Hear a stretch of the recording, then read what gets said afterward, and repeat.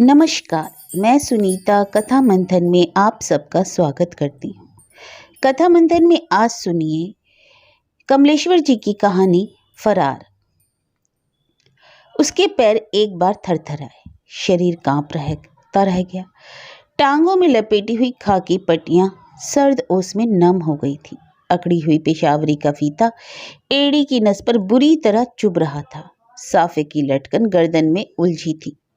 हाथ की बल्लम की मूठ उसने एकदम जमीन पर पटकी और कांपती हुई आवाज में चीख उठा, जागते रहो।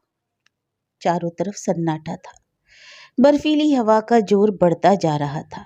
तारे बर्फ के चमकदार टुकड़ों की तरह चमक रहे थे।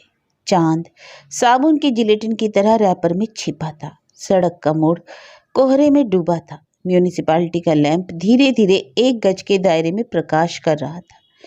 एक बार वह फिर चीखा, जागते रहो, और उसकी आवाज दीवारों से टकराती दूर हवा के साथ बह गई।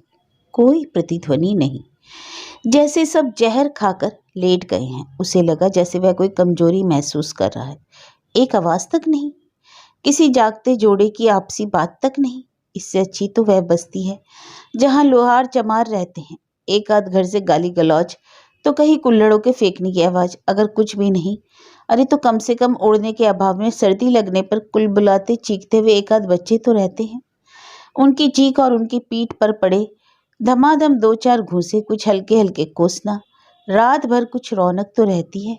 इतना अकेलापन तो नहीं रहता।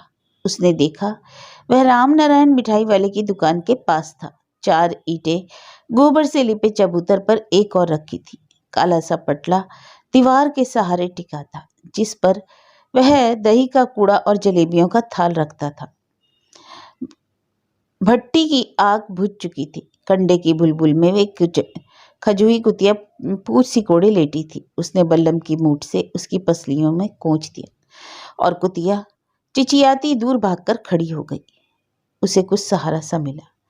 अपनी बल्लम चबूतरे से टिकाते हुए उसने तनिक आराम की सांस ली। चारों तरफ का सन्नाटा सर्दी में सिकुड़कर जैसे केवल उसके आस पास भर गया हो। रात का वीरान एकाकीपन उसे बुरी तरह खल रहा था। वह खड़ा था कि कुत्ता भौंकने लगा और उसकी नजर उधर अटक गई तो देखा एक आदमी सामने वाले मकान के बरामदे में छिपने की कोशिश कर रहा है। उसका सर्द हो गया पौरुष जैसे लौट आया हो। अपनी बल्लम को कसकर पकड़ते हुए उसने रौबेली आवाज में पुकारा, कौन है? उत्तर ना मिलने पर वह उधर बढ़ा तो देखा आदमी लौट पड़ा था। कुछ भड़कते हुए उसने पूछा, कौन हो तुम? कुछ नहीं, ऐसे ही लेटने की जगह देख रहा था। उस आदमी ने तनिक घबराहट से कहा, इस वक्त लेटने की जगह?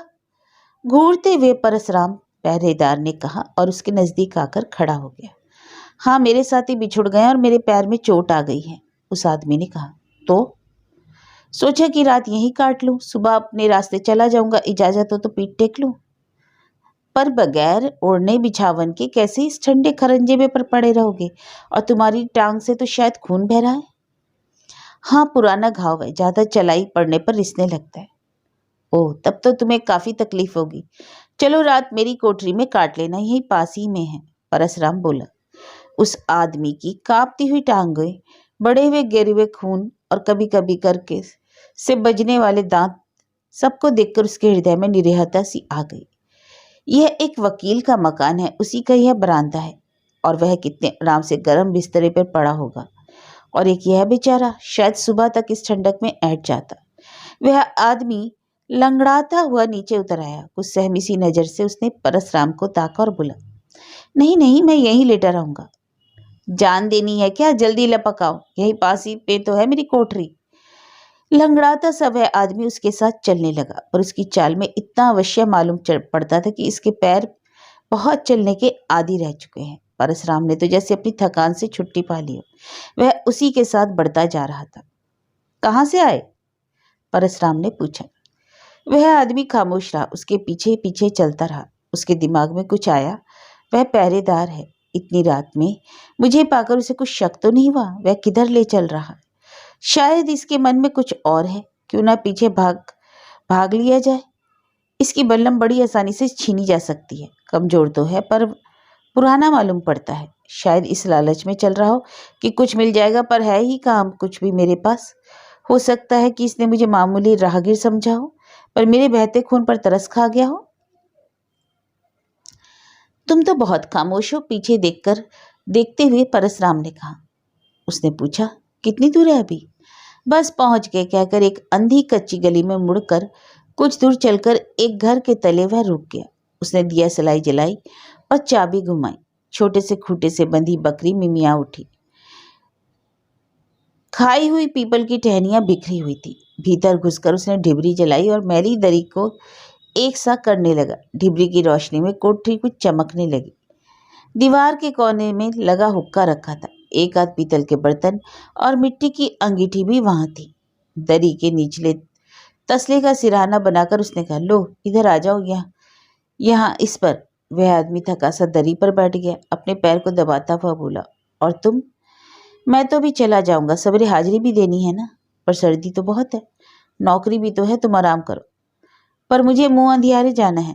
अरे तो कौन सी दिक्कत है, आराम से चले जाना। उस आदमी के दिमाग में कुछ घूम गया। इस बात का क्या मतलब है? यह इतना मेहरबान क्यों हो रहा है और इसका इरादा क्या है? तभी टन टन करके 3 के घंटे बोले। एक गहरी सांस लेते हुए परशुराम ने कहा, चलो 3 घंटे तो बच गए, 2 घंटे और हैं। अपनी टांगों को सूती दोहर से ढकते हुए वह आदमी लेट गया। परशुराम ने भी अपनी टांगों को कुछ ढीला कर दिया। कोठरी में गर्मी थी, कुछ आलस आ गया, थकान एकाएक उभर आई थी। क्या नौकरी है पहरेदार की भी, उल्लुओं की तरह रात भर जागना और चीखना। और आदमी भी कितना डरपोक हो गया है, पैसे के कारण डरता है, रखवाली करवाना चाहता है। क्या रखवाली होती है इस तरह? कुत्ते भी तो चीखते रहते हैं रात भर। तभी बगल की कोठरी का लड़का चीख उठा। उसकी माँ गालियों के साथ बड़बड़ाई। परशुराम का शरीर भी कुछ आराम चाहने लगा। एक बोरे पर वह भी लुढ़क गया। सोचा सवेरे उठकर हाजिरी हो ही जाएगी। कौन आता है इस वक्त गश्त को, इस सर्दी में जो पकड़ा जाएगा। उसने एकदम उस आदमी की तरफ ताका और पीठ बोरे पर टिका दी। वह भी परशुराम को देख रहा था। परशुराम महसूस कर रहा था कि वह आदमी शायद कम बातचीत पसंद करता है। एक बार गर्दन टेढ़ी करके उसने फिर उसे देखा। शायद झपक गया, पर वह उसे ताक रहा था। डिबरी जल रही थी और दोनों लेटे जाग रहे थे। परशुराम को उसकी नजरें तीखी लगी। तभी वह बोला, यह दीवार जिसके सहारे तुमने छप्पर डाला है, 1.5 ईंट की मालूम होती है। किसका घर है ये? अरे एक तेली का है। 4 पैसे हो गए तो पक्की 4 दीवारी पर खड़ी कर दी है, भीतर सब कच्चा है। कहकर वह खामोश हो गया और कोठरी के वातावरण में एक खामोशी छा गई। ढिबरी जल रही थी।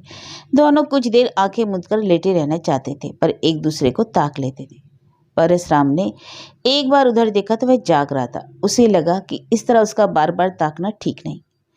क्या सोचता होगा? इतनी रात में जगह की तलाश में घूम रहा था, कोई उचक्का भी तो हो सकता है। पर तब तो मुझे देखकर भागने की कोशिश करता, पर पैर में चोट थी जो भागता भी कैसे।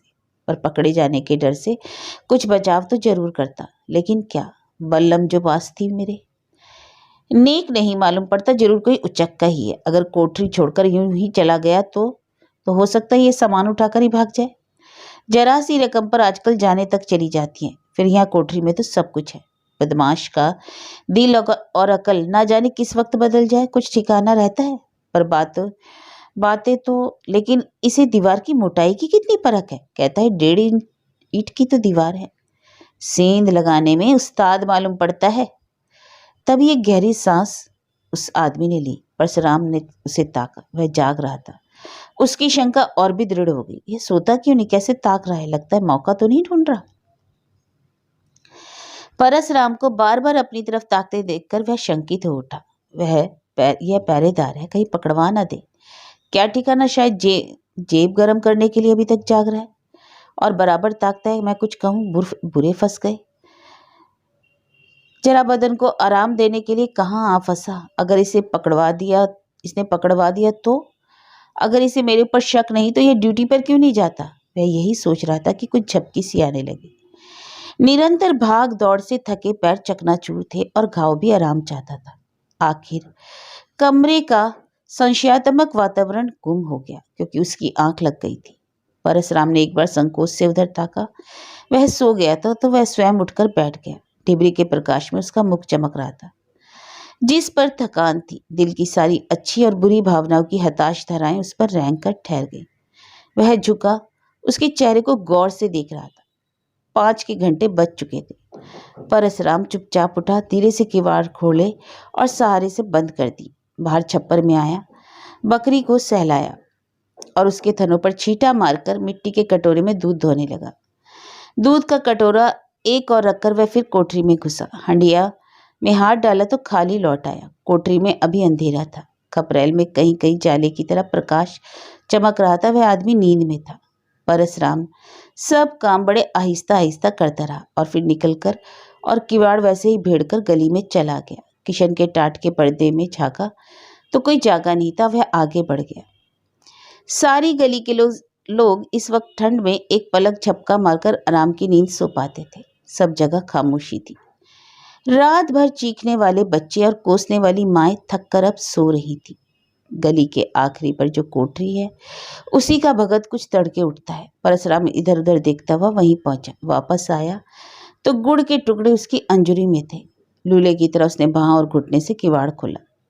भीतर काफी रोशनी थी। डिबरी की रोशनी पिघलकर सुबह की सफेदी में मिल गई थी। अब रात वाला आदमी वहां नहीं था। परसराम को थोड़ा अचरज हुआ। सोचा, आंख खुली होगी तो यही कहीं गली में चला गया होगा। कोठरी में कोई ऐसी जगह तो है नहीं। दिशा मैदान की कोई जगह, कोई नाली वगैरह। दूध के कटोरे को उठाकर उसने गुड़ की डलियां उसमें डाली और अंगुली से तोड़ तोड़ कर उसमें पिघलाता रहा।